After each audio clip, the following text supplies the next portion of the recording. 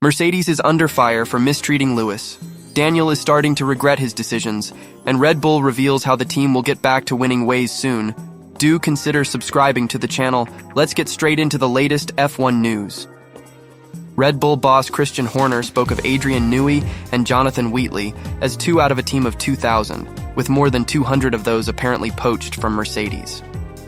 Red Bull is undergoing a process of restructuring in their more senior roles with the impending departures of figures like F1 design guru Adrian Newey, sporting director Jonathan Wheatley, and strategy chief Will Courtney. Newey will take on the newly created role of managing technical partner at Aston Martin from March 2025, while Wheatley is to become Audi F1 team principal as the German manufacturer prepares to join the grid for F1 2026. Courtney, meanwhile, will become McLaren's new sporting director. However, when quizzed on the losses of Newey and Wheatley by Channel 4, Horner stressed that the duo forms just 0.1% of the overall Red Bull racing workforce, with their more public-facing reputation meaning such exits draw the attention. And so, Horner believes Red Bull has the personnel to handle the departures of Newey and Wheatley, as he made reference to their productive poaching mission at rivals Mercedes down the road. Red Bull are preparing to become an F1 power unit manufacturer for the first time in F1 2026 as they partner up with Ford for the new regulations. Asked how much of a loss Newey will be for Red Bull, Horner replied, "Starting with Adrian, we had an amazing run with Adrian. He's been a big part of everything we've done, and we'll look back with great fondness and pride in everything that we achieved collectively. But he's chosen to take on a new challenge. We knew that was coming. We've sort of been gearing up for that. Adrian has been on the brink of retiring for 10 years, so we had to be prepared for that, and I believe we've got strength and depth.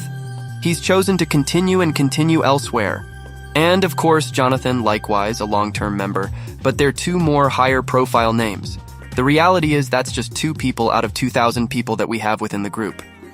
We've recruited, I think, close to 250 people during the last 12 months across the project, into powertrains, into the brand new engine shop that we're building. We don't talk about the over 200 people we've bought from Mercedes. There's a lot of focus on the 2 people that are leaving, because they're slightly more public-facing. Newey first joined Red Bull back in 2006, his designs playing a critical role in the team's 6 constructors and 7 drivers titles so far, with Wheatley similarly playing an integral part, having joined in the same year as Newey. Daniel Ricciardo told media earlier this year that he probably wouldn't have chosen to leave Red Bull at the end of the F1 2018 season with the benefit of hindsight. His comments have resurfaced after Helmut Marko accused the Australian of breaking handshake agreements with him and the late Red Bull founder Dietrich Mateschitz to sign for Renault for 2019. Ricciardo was dropped by Red Bull Junior Team VCARB this week, with Liam Lawson stepping up to partner Yuki Tsunoda for the final 6 races of the F1 2024 season.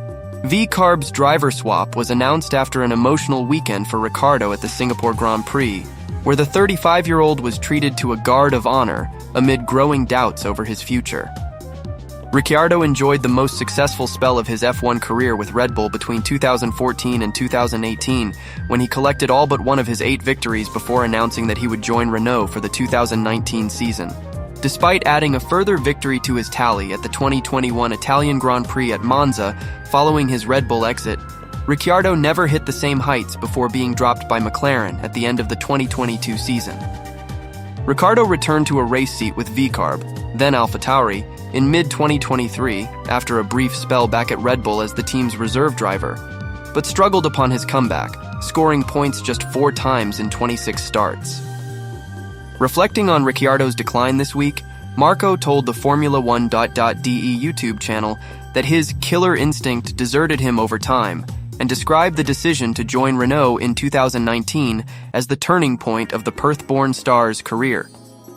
Marko also revealed that Ricciardo reneged on 2 separate handshake agreements, with him and Mr. Mateschitz, who died in October 2022, to extend his Red Bull contract prior to his departure for Renault. He said, "It was an event on the main square in Graz. Afterwards, we sat down together and actually came to an agreement, sealed with a handshake." He then traveled to Salzburg and did the same there with Dietrich Mateschitz. But he had certain reservations about the Honda engine, which would come to us for 2019, and apparently listened more to Renault and Cyril Abiteboul.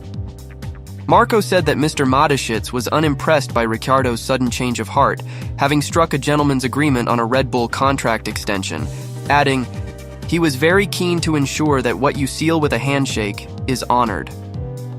Ricciardo has consistently maintained that he has no regrets over his decision to leave Red Bull, commenting in a statement published after his V-Carb exit was announced that he wouldn't change anything from his F1 career. In an exclusive interview with Thomas Maher at the Emilia-Romagna Grand Prix back in May, however, Ricciardo conceded that he would have probably come to a different decision in 2018 with hindsight. He said, "It's not that I look back and have regrets, but I just look back and I understand. Okay, this happened for this reason, and I chose that at the time. But I know why I made that decision. If I thought what I thought now, would I have made a different decision? Probably. It doesn't mean I regret that decision at the time, that was just where my head was at." Ricciardo's collision with teammate Max Verstappen at the Azerbaijan Grand Prix in Baku, the fourth race of the 2018 season, is widely regarded as a key factor in his decision to leave Red Bull. The Australian is known to have been frustrated by the Red Bull hierarchy's refusal to pin the blame for the incident on Verstappen, despite television footage indicating that the Dutch driver had moved under braking, with both drivers held equally responsible. Ricciardo famously made the decision to join Renault during a flight to Los Angeles during the summer break in a major coup for the French manufacturer and team boss Cyril Abiteboul. However, Abiteboul was left angered by Ricciardo's decision to leave Renault for McLaren after just a single season, with the move confirmed during lockdown in May 2020, before the delayed F1 campaign had even started. Appearing on the French-language Dans la Boîte à Gants podcast last year, Abiteboul described Ricciardo's decision to leave as a bit selfish. And he claimed that Ricciardo has always had a timing problem throughout his career, accusing him of having left Renault, now Alpine, and McLaren, who lead the constructors' standings by 41 points with 6 races remaining in F1 2024 too soon. Abiteboul said, "He makes his decision to leave Renault in April or May. The world is at a standstill. We don't know how we're going to get back on track, if we're going to get back on track. In fact, I think it's a very early move, a bit selfish, because in the end it will have given the team just one season's chance. And so it's true that it's a decision that I'm taking badly. Badly." Asked if he took Ricciardo's decision personally, Abiteboul added, "Of course, because I can see that it's a personal rejection. I take it completely personally. I accept it. And I can see what the consequences are going to be too. The 2020 season didn't turn out at all as we'd imagined. It turned out much better than we'd expected. But at the same time, we set out to do something else. We set off on projects, re-signing Fernando Alonso as Ricciardo's replacement. I'm completely switching to something else, and I don't think we had the slightest opportunity to discuss whether Ricciardo regretted it, whether we regretted it. In any case, once I'm gone, I'm gone. I don't think Ricciardo could have imagined the car making such progress, and neither could we. I can also understand his strategy. McLaren sold him a bit of a bill of goods to get him, but that's part of the game. Ricciardo always has a timing problem. He left us too early and he left McLaren too early. Ever since Lewis Hamilton announced his shock switch to Ferrari for next year at the start of the current Formula One season, conspiracy has swirled over his treatment at Mercedes.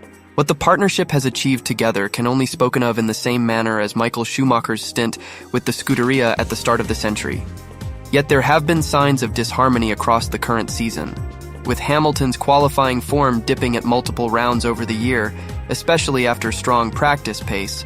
There have been suggestions from his supporters on social media that favor was now focused on teammate George Russell. A strategy call that resulted in Russell take the win in Belgium before being thrown out for an underweight car left Hamilton reeling. There was even an email in circulation earlier this year claiming to be from a Mercedes employee suggesting sabotage, threatening key members of the team and forcing a police investigation. While there is no evidence of sabotage, nor claim from Hamilton himself, the way the world now works with Twitter or X, Instagram and Facebook, the dominant force for news and opinion, means perception is often more powerful than truth. Of course, Hamilton's own admission that he was not good in qualifying when taking 6th on the grid for the Italian Grand Prix eliminates doubt. But murmurs of such unfair treatment returned after he was put onto the soft tire at the start of the Singapore Grand Prix, having qualified third, only one of 2 drivers to start on that compound. It was to the detriment of his race, and he would eventually finish just 6th behind Russell. Speaking at team sponsor Petronas's headquarters in Kuala Lumpur in the week after the event, in a video filmed by an audience member and circulated on social media, Hamilton and Russell reacted to the strategy call. Here's how the chat went. It wasn't fun. We sat in our meeting in the morning before the race. Actually, the night before they already mentioned they would like to split the cars. For me, I was a bit perplexed by it because in the past, when we have been in that position, normally, if George has qualified well like he normally does and I'm out of the top 10, then we will split the strategies. But when we were so close, it didn't make sense to me. But I battled as hard as I could to fight for the medium tire, but the team continued to suggest that I start on the soft. When they took the tire blankets off and everyone was on mediums, when I saw that, I was thinking Lewis won't be happy. LH, I was so angry. Already from that moment, I was frustrated, and then I tried my best to keep up with the guys ahead. They were too fast, and I tried to make the tire last as long as they could. I knew when I stopped that the race was done for me because the hard tire was going to be a struggle in that heat. It must be pointed out that Hamilton laughed his way through his answer, showing little animosity over the situation, even if the choice of words suggests otherwise. Team principal Toto Wolff had explained the team had read the race wrong when selecting the strategy, but providing more insight. Technical director James Allison said, "I'll just start off by saying we shouldn't have started on the softs. That was a mistake. If we could turn back time, we would do what those around us did and select the mediums." The reasoning was that the soft tire very often allows you to get away from the start abruptly and allows you a good chance of jumping a place or two in the opening laps of the race. We had no real expectation before the race that we were going to suffer the sort of difficulties that we then experienced on the soft rubber. So we imagined we would get the upside of the soft rubber, of getting a place or two. We didn't. Because that just isn't the way the starts played out, and then we hoped that the downside of the soft being a bit more fragile wouldn't really play out particularly badly, because if you look back over the years in Singapore, on the whole, the pace starts very, very easy at a Singapore race, and the drivers then build up the pace over many, many laps, leaving a soft tire perfectly okay to run relatively deep into the pit window. So, we didn't get the places at the start. The pace started building up from around about lap 5, and that left Lewis with a car that was not particularly happy anyway, suffering from quite poor tire degradation and needing to come in early as a consequence, and really ruined his race for him. Yeah, so just a clear mistake. Mercedes, like any team, determines its strategies through the use of historical race data and the information picked up across the active weekend. Regardless of Hamilton's thoughts, there is no doubt the team selected the compound it felt was the best to help maximize its result at the end of 62 laps. To suggest anything otherwise is grossly unfair and insulting to a professional team that has had all the success a group could wish for. But that's not to say the relationship between team and driver is not damaged. Hamilton was the on-track laboratory for Mercedes as it struggled at the dawn of the current technical regulations, and in the space of 2 years has gone from wanting to be a silver arrow for life, emulating Sir Stirling Moss, to jumping ship for Ferrari. In years gone by, the team may have paid more attention to his pleas in the pre-race briefings, rather than allowing a battle to escalate. Wolff insisted this year that his personal relationship with Hamilton hasn't suffered, yet he was left shocked and hurt by the 7-time champion's Ferrari switch. The question is whether harmony will remain between what was once the powerhouse of F1 until the split comes at the end of the year.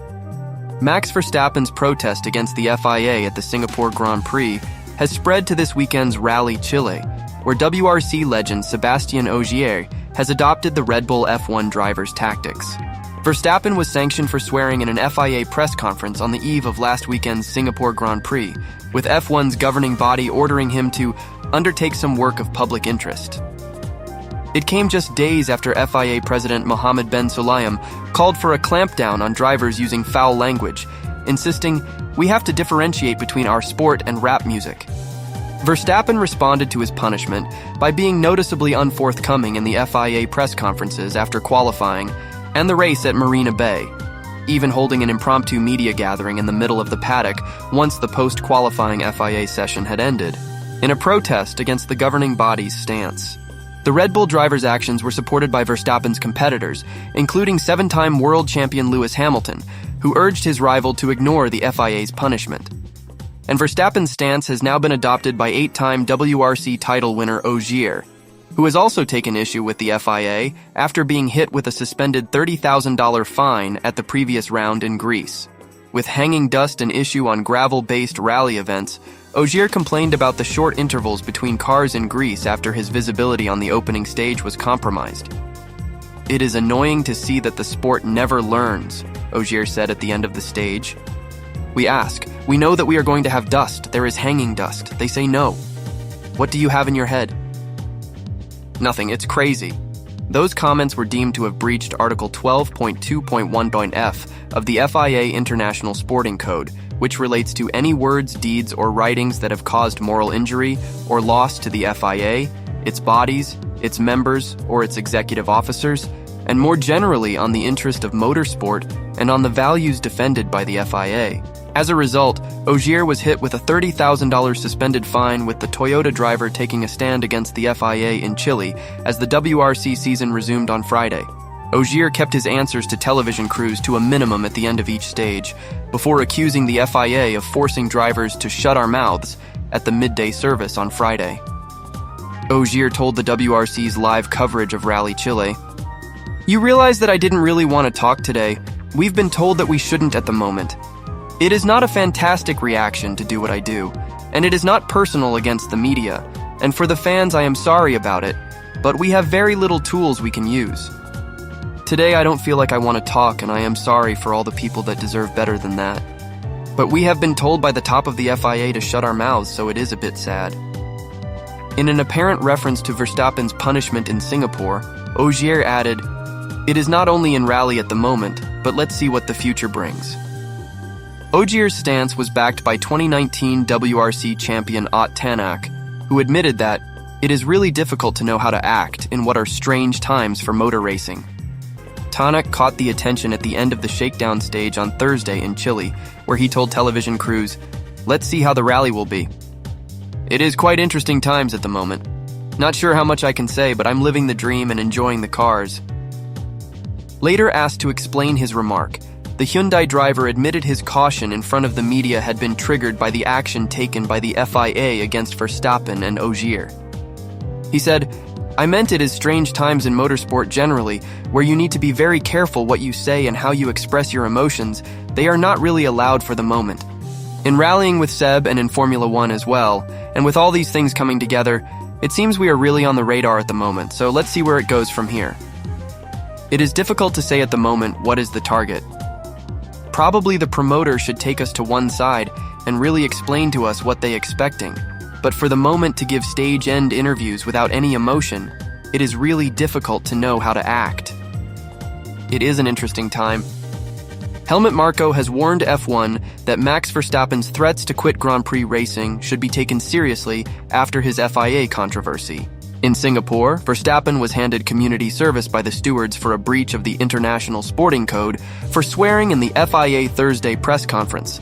He then refused to properly answer questions in the post-qualifying session, holding an impromptu media huddle in the paddock, and then post-race, indicated that the saga, brought about by FIA President Mohammed Ben Sulayem's desire for less swearing by drivers, could hasten his retirement. Verstappen has indicated his displeasure with F1 in recent times, especially around the introduction of sprint races, and currently has a contract until 2028, but could feasibly walk away from F1 sooner. It is a threat Red Bull Motorsport advisor and close Verstappen confidant Marko believes must be taken seriously. Max needs to be taken seriously. He has achieved a lot, but it's important that he has fun and enjoys the whole sport, Marko told Motorsport Total. If that gets more and more ruined for him, then he falls out of love with F1, and when he says, "Okay, that's it," he will really mean it. But I hope the current situation won't really cause him to retire anytime soon. There is a double standard, and what's more, he wasn't referring to a person. He was referring to the car, an object, and in a flippant way. Okay, it was in an afternoon press conference, but if everything is handled so strictly, it will be handled differently in future.